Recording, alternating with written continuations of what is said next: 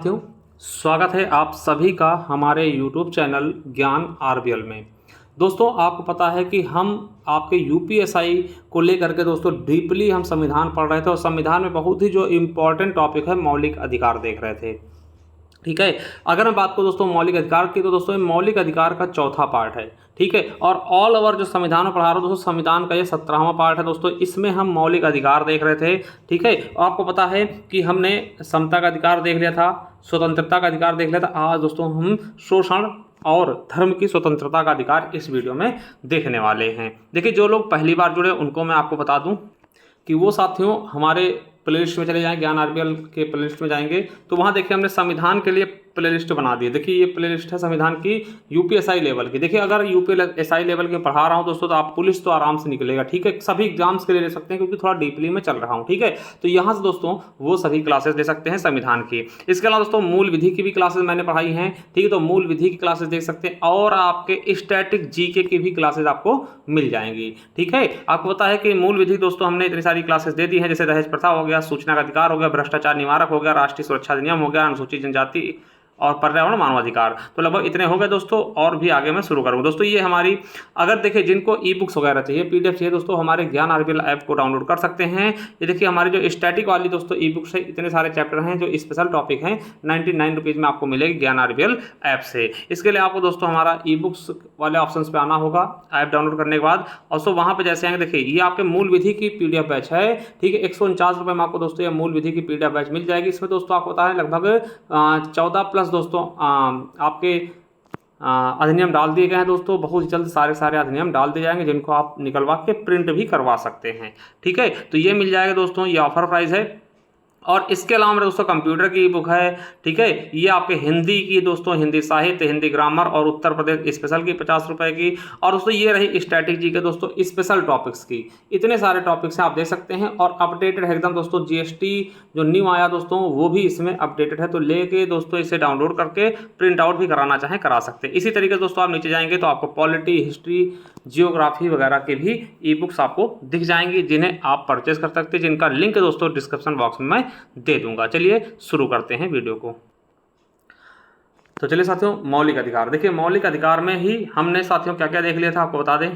तो साथियों आपके मौलिक अधिकार हैं, समता का अधिकार ये देख लिया था हमने, 14 से 18 तक डीपली देख चुके हैं। स्वतंत्रता का अधिकार दोस्तों 19 से 22 आर्टिकल तक ये देख चुके हैं। आज के इस वीडियो में हम शोषण के विरुद्ध अधिकार जो कि 23 से 24 आर्टिकल में फैला हुआ है, और धर्म की स्वतंत्रता का अधिकार 25 से 28 तक फैला दोस्तों। ये दोनों हम मौलिक अधिकार आपके देखने वाले हैं। तो चलिए साथियों शुरू करते हैं। चलिए देखते हैं जो हमारा तीसरा मौलिक अधिकार है दोस्तों, क्या है हमारा तीसरा मौलिक अधिकार जो दोस्तों, शोषण के विरुद्ध अधिकार। क्या? शोषण के विरुद्ध। देखिए आपने अमूमन दोस्तों सुना होगा कि हमारा शोषण कर रहे हैं। ठीक है, ये हमारा दमन कर रहे हैं। तो शोषण के विरुद्ध जो अधिकार है, आपसे पूछा जाएगा कि शोषण के विरुद्ध अधिकार संविधान के किस आर्टिकल में फैला हुआ है। तो 23 और 24 दो आर्टिकल है दोस्तों शोषण के विरुद्ध अधिकार से संबंधित हैं। या पे यूपीएससी पेट अभी जो लेटेस्ट 2025 में होता है उसमें पूछा गया, आरआरबी एनटीपीसी 2022 में भी पूछा गया। तो साथियों देखते हैं अनुच्छेद 23 का कहता है। तो अनुच्छेद 23 का कहता है कि मानव के दुर्व्यापार और बालात श्रम का निषेध। यानी कि बालात श्रम दोस्तों जो बच्चे करते हैं ना, छोटे छोटे बच्चे काम करते हैं दोस्तों, उसको बालात श्रम बोलते हैं। या फिर दोस्तों जो, ठीक है क्या, अगर दोस्तों बालाश्रम मतलब कह सकते हैं दोस्तों इच्छा के विरुद्ध काम करवाना। ठीक है, बालाश्रम। ठीक है, यूपीएसआई में पूछा गया, आरआरबी एनटीपीसी में पूछा गया दोस्तों। अगर मैं बात करूं कि 23 अनुच्छेद का कॉलम 1 का कहता है कि इस अनुच्छेद में 3 प्रकार के शोषणों को प्रतिबंधित किया गया। हो सकता है आपसे पूछ ले दोस्तों घुमा फिरा के, क्या पूछ ले कि अनुच्छेद 23 में कितने प्रकार के शोषणों की बात की गई है, कितने प्रकार के शोषण पर प्रतिबंध लगाया गया है दोस्तों। तो आप बताएंगे कितने प्रकार के? 3 प्रकार के। 3 प्रकार में कौन है? तो पहला है बालाश्रम। क्या? बलात्श्रम। बलात्श्रम का होता है इच्छा के विरुद्ध कार्य करवाना। मतलब देखिए किसी व्यक्ति की इच्छा नहीं दोस्तों, उसको जबरदस्ती आप काम करवा रहे हैं। ठीक है, ये बलात्श्रम है। और आप किसी से भी बिना उसकी इच्छा के काम नहीं करवा सकते हैं, उसको मौलिक अधिकार प्राप्त है दोस्तों आर्टिकल 23 के तहत। आपसे पूछा जा सकता है कि किसी भी व्यक्ति को उसकी इच्छा के विरुद्ध काम करवाना किस आर्टिकल का दोस्तों उल्लंघन कर रहे हो आप, तो आप बताइएगा अनुच्छेद 23 का। ठीक है, समझ रहे ना। चलिए वही दोस्तों दूसरा क्या है, देखिए 3 शोषणों के प्रतिबंध लगाया गया। तो पहला बालासन, दूसरा है बेगारी। बेगारी क्या जानते हैं? बेगारी काम कर होगा। बेगारी मतलब कि काम के बदले आपको पैसे नहीं मिलने का। जैसे आप कहते हैं ना कोई काम करवा रहे होते लेबर से, तो वो बैठ जाता है थोड़ी देर, कहें आप बेगारी काम कर रहे होगा। बेगारी मतलब क्या? आप उनको पैसे नहीं दे रहे हैं, जो आप इस तरह रुके हुए हैं ना। तो कहने का मतलब बेगारी मतलब क्या होता है? काम के बदले पैसे ना देना, यानी बंधुआ मजदूरी भी कहते हैं बेगारी को, बंधुआ मजदूरी। आप क्या होता है दोस्तों कि किसी को दोस्तों जबरदस्ती पकड़ रखा है, ठीक है, और उससे बेगारी बिना पैसों काम करवा रहे हैं दोस्तों, ये भी प्रतिबंधित है। पहले बहुत होता था दोस्तों, ठीक है। तो यानी कि बेगारी यानी कि बंधुआ मजदूरी को भी बैन किया गया, यानी कि काम के बदले पैसे ना देना दोस्तों किसके अंतर्गत आएगा? बेगारी। ये क्या है? निषेध है, ठीक है। अगर आप किसी से काम करवाते हैं तो आपको पैसे देने पड़ेंगे। तीसरा क्या है? मानव व्यापार। मानव मतलब मानव के अंतर्गत दोस्तों महिला और पुरुष, महिला और बच्चे दोनों आएंगे। इनकी खरीद फरोख्त। दोस्तों आपको बता दें कि महिलाओं का खरीद फरोख्त दोस्तों जिस्म फरोशी के लिए होता है, ठीक है, और भी कई चीज़ों में। बच्चों दोस्तों भीख मंगवाने के लिए बहुत सारी चीज़ों में दोस्तों इनके खरीद फरोख्त होते हैं, यानी इनको खरीदना और बेचना, ठीक है। तो इस पर भी दोस्तों क्या लगाया गया है? निषेध किया गया है, दुर्व्यापार के अंतर्गत ये आ जाएंगे, ठीक है। तो यानी कि अनुच्छेद 23 के 1 में 3 प्रकार के शोषणों के विरुद्ध दोस्तों अधिकार दिए गए हैं। बालात श्रम यानी इच्छा के विरुद्ध काम कराना, बेगारी यानी काम के बदले पैसे न देना, और तीसरा मानव व्यापार यानी कि महिलाओं बच्चों को खरीद फरोख्त पर, ठीक है। चलिए वही 23 का ही पॉइंट 2 क्या कहता है? 23 का जो सबसेक्शन है 2 का कहता है कि यदि सरकार के द्वारा सार्वजनिक प्रयोजन के लिए कोई सेवा नागरिकों पर आरोपित की जाती है तो वह बालाश्रम के अंतर्गत नहीं रखा जाएगा। यानी देखिए ऐसा समझिएगा कि सरकार आपसे चाहे तो जबरदस्ती काम करवा सकती है, आपकी इच्छा हो ना हो। मान ले दोस्तों, समझिए, मान लिया मेरे दोस्तों कि गवर्नमेंट को, मान ले भारत सरकार किसी युद्ध में व्यस्त है, ठीक है, और उसको दोस्तों लेबर नहीं मिल रहे हैं, कोई चीज गड़बड़ है, तो दोस्तों आपसे जबरदस्ती काम करवा सकती है। उसके लिए वो चाहे पैसे दे ना दे, आपके इच्छा के विरुद्ध अगर काम करवाते दोस्तों वो बालाश्रम के अंतर्गत नहीं आएगी। यानी जब देश की अखंडता एकता की बात आएगी तब ये चीजें लागू नहीं होंगी, ठीक है। तो ये आपका दोस्तों कहीं से कह सकते हैं इसका अपवाद जो बताया गया वो आपके 23 के 2 में कहा गया कि यदि सरकार के द्वारा सार्वजनिक प्रयोजनों के लिए, जो सबके लिए हो, प्रयोजन के लिए, ठीक है, कोई सेवा नागरिकों पर आरोपित की जाती है तो वह बालाश्रम के अंतर्गत नहीं रखा जाएगा। एवं इसमें जाति, धर्म, मूल वंश या वर्ग के आधार पर भेदभाव भी नहीं किया जाएगा। किसी से भी काम करवाया जा सकता है, कितना भी काम करवाया जा सकता है, अगर कोई चीज सार्वजनिक प्रयोजन से संबंधित है, ठीक है। याद रखेंगे, इसे हम बालाश्रम में नहीं रख सकते, बेगारी में नहीं रख सकते, ठीक है। तो याद रखेंगे दोस्तों, आर्टिकल 23 आपको क्या कहता है कि मानव के दुर्व्यापार और बालात श्रम पे निषेध है। चलिए अनुच्छेद 24 की बात कर लें, ठीक है। कैसे यार कहें 24 घंटे किसी बच्चे को काम नहीं करवा सकते, यानी कि अनुच्छेद 24 क्या कहता है कि कारखानों में बालकों का नियोजन पर निषेध दोस्तों, यानी छोटे बच्चों को कारखाने में क्या करेंगे? नियोजित नहीं कर सकेंगे, उनसे काम नहीं करवा सकेंगे। यह एक निरपेक्ष अधिकार है दोस्तों, याद रखेंगे। अब देखिए कितने छोटे, 14 वर्ष से कम उम्र के, ये देखिए क्वेश्चन बहुत पूछता है, कितने वर्ष से कम उम्र के बच्चों को फैक्ट्री आदि में नियोजित नहीं किया जाएगा आर्टिकल 24 के तहत? तो 14 वर्ष, ठीक है, ये डेट याद रखिएगा। 14 वर्ष से कम आयु के बालकों को फैक्ट्री, खदान एवं अन्य परिसंकटमय गतिविधियों में नियोजन पर नहीं रखा जाएगा, रोका जाएगा, ठीक है। यूपी पुलिस में पूछा गया है, यूपीएसआई में पूछा गया, आरआरबी ग्रुप डी में पूछा गया, यूपी पीसीएस पूछा गया। यानी आपसे पूछेगा कि कितने वर्ष से कम उम्र के बच्चों को दोस्तों नहीं रखा जाएगा? 14 वर्ष से, ठीक है। किसी भी फैक्ट्री हो गया, खदान हो गया दोस्तों, या फिर कहीं परिसंकटमय वाला, जहां पे दोस्तों कोई संकट उत्पन्न हो सकता है उस बिजनेस से दोस्तों, वहां पर इनको नहीं रखा जाएगा। आपको बता दें कि किसी भी बच्चे को शाम 7 बजे से सुबह 8 बजे के बीच काम करने की अनुमति नहीं दी जाएगी दोस्तों, ये यूपीएसआई में पूछा गया है। और इनके लिए दोस्तों कई सारी चीजें लाई गई, जैसे बाल श्रम निषेध विनिमय अधिनियम 1986, बाल रोजगार अधिनियम 1938, कारखाना अधिनियम दोस्तों 1948। इनमें सारी चीजों में कहीं ना कहीं इनके बारे में दिया गया है। आपको बता दें कि न्यायपालिका के आदेश द्वारा बाल पुनर्वास कोष की स्थापना की गई है और बाल आयोग का भी गठन किया गया है, याद रखेंगे दोस्तों। तो आर्टिकल 24 क्या कहता है कि 14 वर्ष से कम उम्र के बच्चों को जो भी परिसंकट मय वाले क्षेत्र है वहां उनको नियोजित नहीं किया जाएगा, चाहे वो फैक्ट्री हो, खदान हो, कारखाना हो, ठीक है। चलिए तो दोस्तों हमने आपका दोस्तों शोषण के विरुद्ध अधिकार देख लिए, 23-24 आर्टिकल देख लिए। अब दोस्तों आप देखते हैं चौथा जो हमारा मौलिक अधिकार है, धर्म की स्वतंत्रता का अधिकार, अनुच्छेद 25 से 28 तक। देखिए यही क्वेश्चन आपके यूपी पुलिस में, एसएससी एमटीएस में, एसएससी सीजीएल में भी पूछा गया है। क्या कहता है अनुच्छेद 25 का? कहता है कि अंतःकरण की स्वतंत्रता, धर्म का आचरण और प्रचार की स्वतंत्रता, धर्म के अबाध रूप से मानने की, यानी आप मानने, दोस्तों मानने नहीं मानने हो जाएगा, ये याद कर लीजिएगा, यूपीएससी में पूछा गया, यानी कि आप किसी भी धर्म को मान सकते हैं, ये हमारा अनुच्छेद 25 कहता है। आप किसी भी धर्म का प्रचार कर सकते हैं, ये आपका अनुच्छेद 25 कहता है। आप किसी भी धर्म की कोई चीज, अंतःकरण की स्वतंत्रता मतलब कोई चीजें आप धारण कर सकते हैं। जैसे दोस्तों मैं हिंदू हूं तो मैं कलावा पहनता हूं, आप मुस्लिम होंगे तो आप टोपी लगाते होंगे, आप सिख होंगे दोस्तों तो क्रॉस का चिन्ह पहनते होंगे, सॉरी ईसाई होंगे तो, ठीक है, आप सिख हैं मेरे साथियों तो कृपाण रखते होंगे, ठीक है, आप सिख हैं दोस्तों तो पगड़ी बांधते होंगे। तो ये सब चीजें हमें कहां से छूट मिलती है दोस्तों? अनुच्छेद 25 से, ठीक है। इसका दोस्तों बहुत पूछाता है कृपाण कि किस आर्टिकल के तहत, यानी किस अनुच्छेद से छूट के तहत दोस्तों सिख भाई बहन क्या करते हैं? कृपाण धारण करते हैं। तो आपको बताएं कृपाण क्या होता है? उससे करार टाइप का, तलवार टाइप का, ठीक है। तो अनुच्छेद 25 का यूज करते हैं, यानी समझिएगा कि अंतःकरण की स्वतंत्रता, यानी कि आप किसी भी चीज को मान सकते हैं, ठीक है, यानी कोई भी चीजें, कोई भी चिन्ह हम धारण कर सकते हैं अपने धर्म से संबंधित, ठीक है, वो 25 बताया गया है।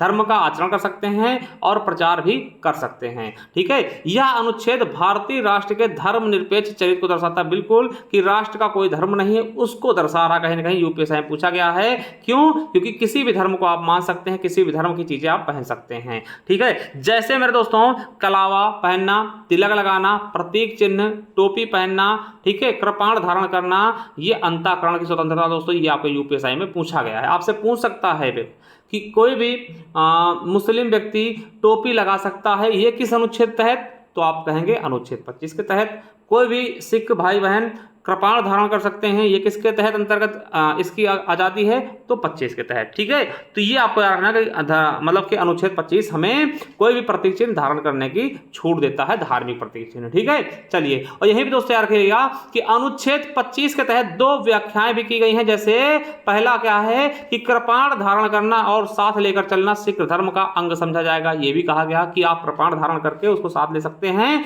ये सिख धर्म का क्या है? अंग समझा जाएगा। और इस संदर्भ में हिंदुओं के अंतर्गत सिख, जैन और बौद्ध धर्म के अनुयायियों को भी शामिल किया, यानी कि इनको भी हिंदू धर्म के अंतर्गत शामिल किया गया है, ठीक है, याद रखेंगे। जहां बात आती है तो धर्म परिवर्तन की, तो आपको बता दें कि संविधान में ना तो धर्म परिवर्तन का उल्लेख है और ना ही इस पर किसी प्रकार धार्मिक प्रचार प्रसार का प्रतिबंध का उल्लेख है। लेकिन प्रावधानों से ऐसा प्रतीत होता है कि अंतःकरण की स्वतंत्रता से कोई व्यक्ति अपने धर्म का परिवर्तन कर सकता है, यानी कि आप कोई भी धर्म परिवर्तित कर सकते हैं, बशर्ते दोस्तों आप पे किसी का दबाव ना किया गया हो, ठीक है, कि आप मुस्लिम बन जाइए, आप हिंदू बन जाइए, आप सिख बन जाइए, ना ही आप पर दोस्तों लालच के जरिए कि किसी ने लालच देकर के हमारे धर्म को अपना लीजिए, हम आपको 200 रुपये दे देंगे, 250 रुपये दे देंगे, 1 किलो बोरी आटा दे देंगे, चावल दे देंगे, तो इस तरह से आपको लालच के जरिए भी आप किसी धर्म में ना गए हों, डर के मारे, लालच के मारे, मतलब इन तरीकों से आप ना गए। हाँ, अगर आपका अंतःकरण जवाब देता तो आप कोई भी धर्म स्वीकार कर सकते हैं, ठीक है। तो ये दोस्तों समझिएगा, ये अनुच्छेद 25 कहता है कि आपसे पूछ सकता है कि कृपाण धारण करना किस अनुच्छेद तहत? तो आप बताइएगा अनुच्छेद 25। चलिए, अनुच्छेद 26 का कहता है कि धार्मिक कार्यों के प्रबंध की स्वतंत्रता, धार्मिक कार्यों के प्रबंध की स्वतंत्रता, यानी कोई भी धार्मिक कार्य आप करवा सकते हैं, उसका प्रबंधन कर सकते हैं। UPSC junior assistant 2025, SSC CHSL 2023 में पूछा गया। अनुच्छेद 26 कहता है कि धार्मिक कार्यों के प्रबंध की स्वतंत्रता। आपको बता दें कि धार्मिक और धर्मार्थ उद्देश्यों के लिए संस्थानों की स्थापना व रख रखाव का अधिकार इसी के तहत दिया गया है, यानी कि हमने बताया क्या कि धार्मिक कार्यों के प्रबंधन की स्वतंत्रता। जैसे दोस्तों पूजा करना, पूजा कर सकते हैं, ठीक है, नमाज पढ़ सकते हैं, प्रे कर सकते हैं, ये सब किसके अंतर्गत है? ये आपके आर्टिकल 26। देखिए 25 में क्या था? आप कोई चीज़ें धारण कर सकते थे, चिन्ह, जैसे हमने कलावा पहन लिया, हम हिंदू हैं तिलक लगा लिया, ठीक है, आप मुस्लिम हैं तो टोपी लगा सकते हैं, ठीक है। तो ये आर्टिकल 25 में कहा। 26 में क्या है? हिंदू हैं दोस्तों तो हम पूजा करेंगे, अगर कोई व्यक्ति मुस्लिम है नमाज पढ़ेगा, कोई व्यक्ति ईसाई है तो वो दोस्तों क्या करेगा? प्रे करेगा, जो भी चीज़ें है ना, तो वो आपके 26 में है। यानी जैसे अभी दोस्तों क्या है, जैसे अभी आपको पता है दुर्गाष्टमी चल रही है, नवरात्र चल रहा है, ठीक है।